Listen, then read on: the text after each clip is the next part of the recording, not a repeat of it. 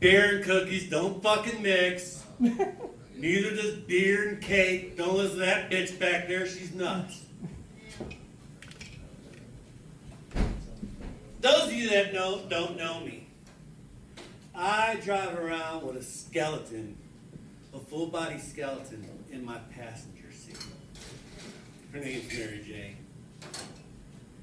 And for the nosy people that ask about her, I stuffed a Incredible Hulk and a Venom Beanie Baby up in her ribs. That way I tell them, she's a cheating bitch. She fucked the black guy and the green guy. The green guy killed her. I highly recommend getting a skeleton, a full-body skeleton for your passenger seat when you drive. Here's why.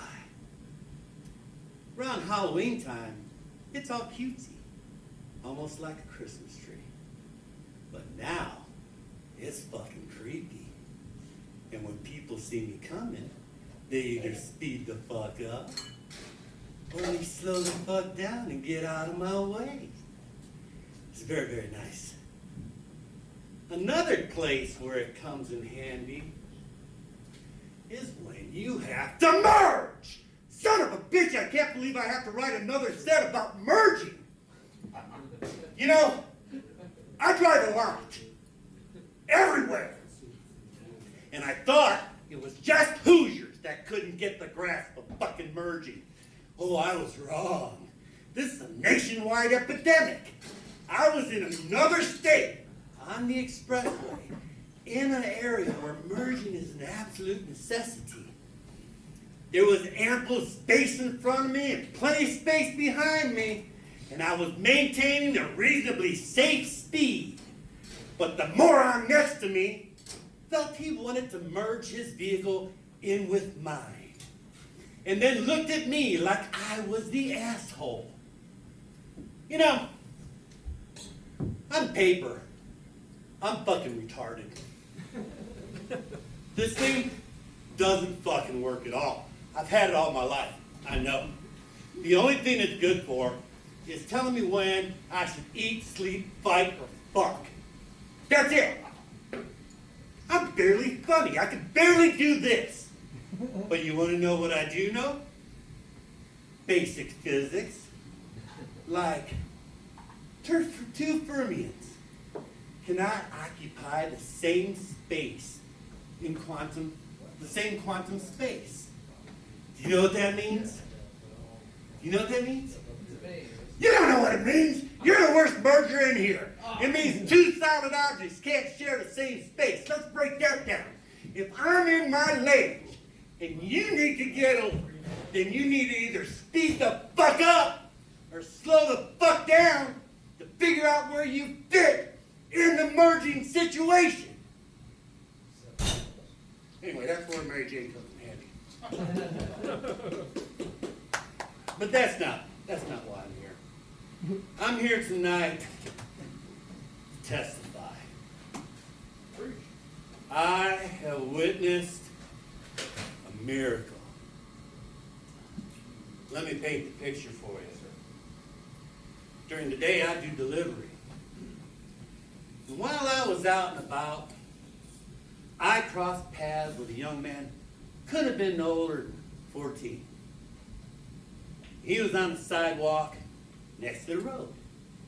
And in the road next to him was a very large puddle.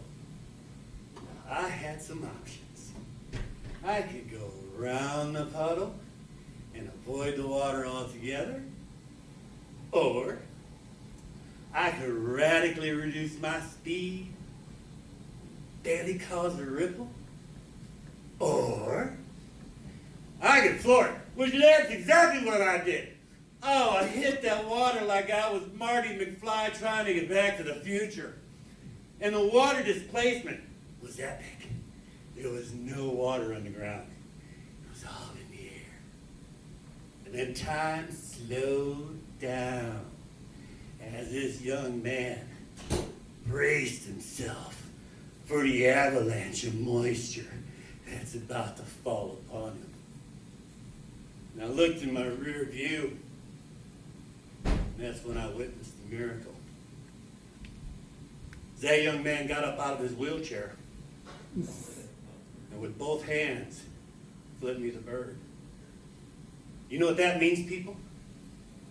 I am a drive-by street puddle preacher, and I healed that man with a drive-by baptism. He no longer requires birds to pull his chariot. Yeah. My second favorite drive-by baptism, it was this guy on a 10-speed. And he had on all the 10-speed stuff.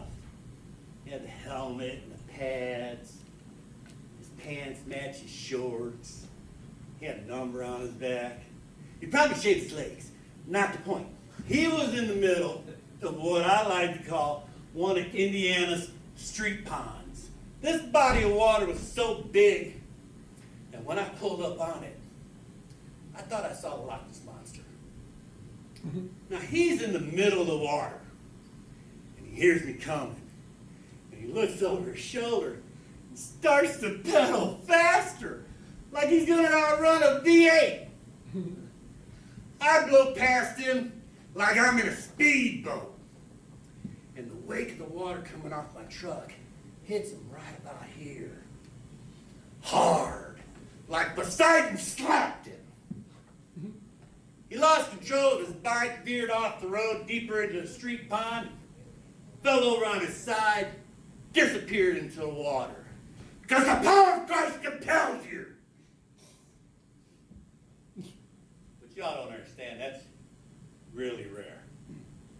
That's a full body, submerged, drive-by baptism. That's like seeing the Loch Ness Monster. Well, my favorite drive-by baptism. Let me ask y'all, what do you call a bunch of women together? A cluster of clams? A gaggle of bitches? Pussy riot! Doesn't matter. Anyway, there was 5 women, and they were on the sidewalk, and right next to them was one of them Indiana street ponds. And I see how some of y'all are looking at me. Look. God put that water there.